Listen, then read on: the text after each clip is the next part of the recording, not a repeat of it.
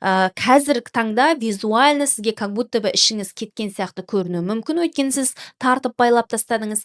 Бірақ сіз алдағы уақытта өзіңізге сол арқылы көптеген проблемалар тауып алдыңыз. Неге? Өйткені сіз жүкті болып жүрген кезде баланың салмағы, судың салмағы, қағанақ суының деген сияқты бүкіл сіздің мына тазовое дно дейміз ғой, жамбас бұлшықеттеріңіз өте сондай созылған қазір қалпында тұр. Егер де сіз ішті тартып байлап тастайтын болсаңыз, сіз мына іштегі давлениені үлкейтесіз, көбейтесіз.